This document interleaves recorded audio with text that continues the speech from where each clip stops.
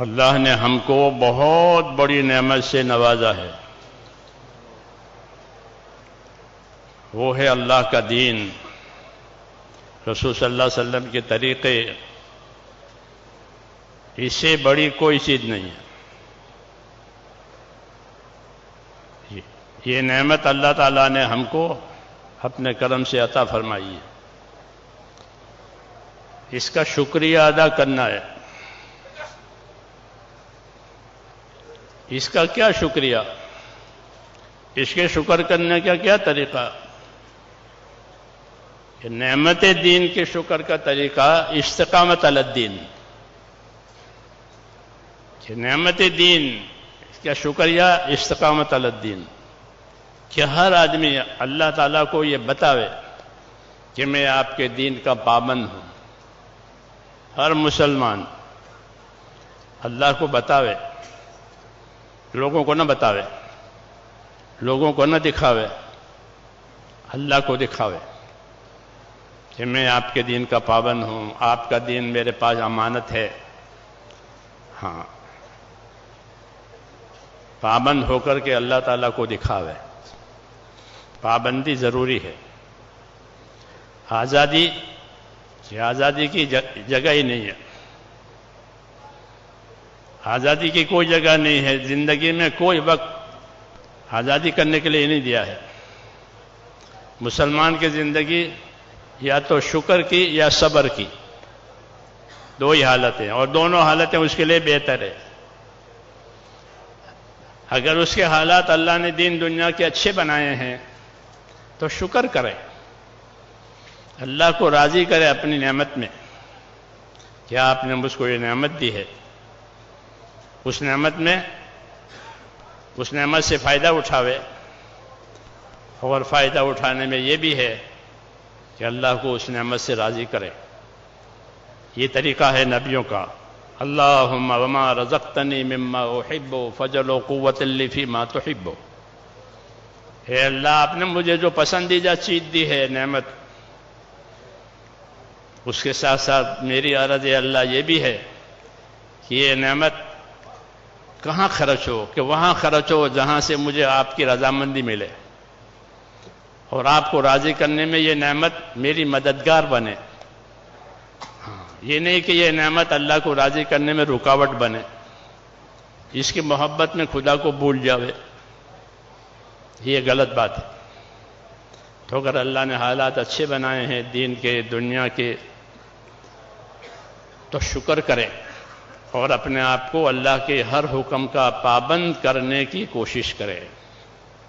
مال ہو، جان ہو، جو بھی ہو، جانی حکم ہو، مالی حکم ہو، اس کا اپنے آپ کو پابند بنانا، اس کی محنت کرنا۔ محنت ضروری ہے۔ جب دین کی محنت ہوگی تو دین آئے گا۔ دنیا کی محنت کرنے سے دین نہیں آتا، محنت کرنی پڑتی ہے۔ اور یہ محنت آسان اتنی ہے کہ غریب بھی کر سکتا ہے، مالدار بھی کر سکتا ہے، عورتیں بھی کر سکتے ہیں، مرد بھی کر سکتے ہیں، سب کے لیے آسان۔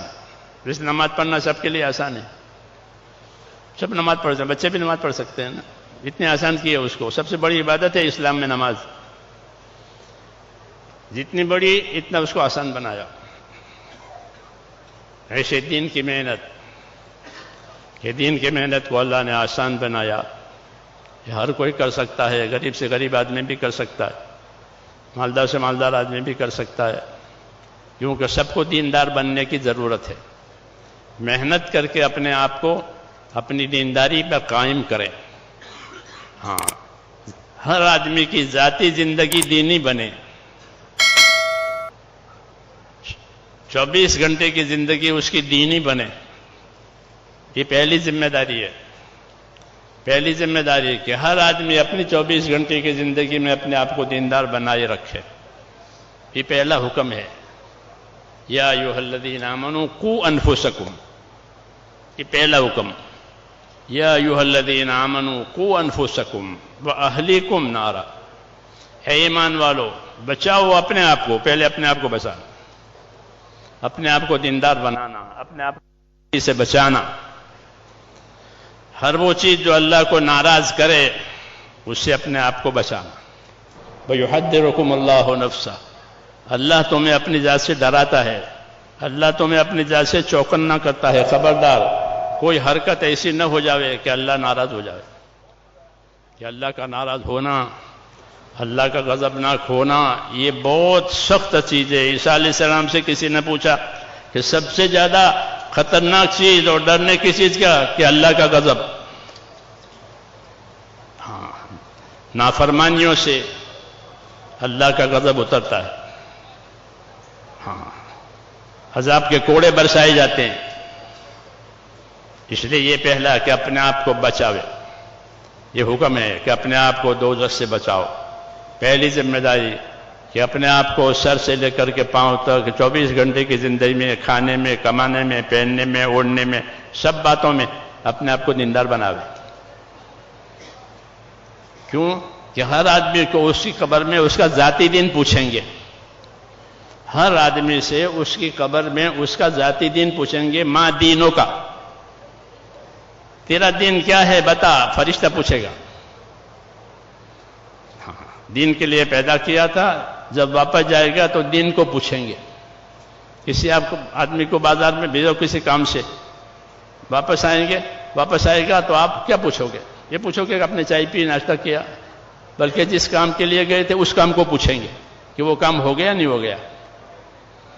ایسے ہی جب واپس جائے گا اپنے قبر میں تو پوچھیں گے ماں دینوں کا، اپنا دین بتاؤ. اس لیے دین کو زندگی میں اتارنا ہے. یہ ذمہ داری ہے ہر آدمی کی کہ اس کو اس کی زندگی میں دین ہو. اس کے کھانے میں، کمانے میں، پہننے میں، اوڑھنے میں، عبادت میں، لین دین میں، رہن سہن میں، سب میں دیندار بن کر کے جائے. قبروں میں اس کو فرمایا قُوا أَنفُسَكُمْ، اپنی حفاظت کرو، اپنے آپ کو بچاؤ. کس سے؟ کہ دوزخ سے. پھر اپنے اہل و عیال کو بچاؤ دوزخ سے. اپنے اہل و عیال کو دوزخ سے بچاؤ. اپنے گھر والوں کو دوزخ سے بچاؤ. یہ گھروں میں دین آوے، گھر والوں کی زندگی میں دین آوے. مال کے وارث بنتے ہیں اہل و عیال، آدمی کے مال کے وارث بنتے ہیں اہل و عیال. ایسے ہی وہ دین کے بھی وارث بنے کہ میرے ابا دین کا کام کرتے تھے، کہ ان کے اولاد دین کا کام کرے. یہ فکر کرنی ہے. یعقوب علیہ السلام اپنے بیٹوں سے موت کے وقت پوچھ رہے ہیں. یعقوب علیہ السلام پیغمبر، ان کے بیٹوں سے پوچھ رہے ہیں وفات کے وقت، ما تعبدون من بعدی، میرے بعد کس کی عبادت کرو گے؟ ہاں، یہ پوچھ رہے ہیں. یہ نہیں کہ میرے بعد کیا کھاؤ گے، کیا کماؤ گے، یہ نہیں ہے. ما تعبدون من بعدی، میرے بعد کس کی عبادت کرو گے؟ انہوں نے کہا کہ ہم ایک اللہ کی عبادت کریں گے جس پر اللہ نے آپ کو بھیجا ہے.